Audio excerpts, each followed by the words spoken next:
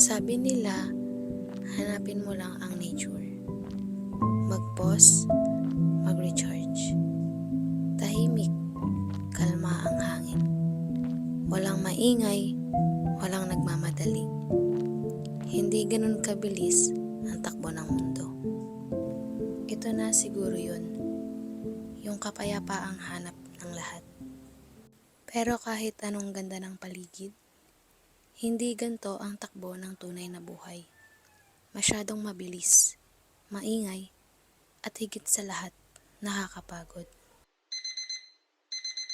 Rosel, gumising ka na dyan. Malilate ka na naman. Araw-araw na lang ganito. Magulo, maingay, boses ng nanay mo ang bungad. Another day, another late na naman.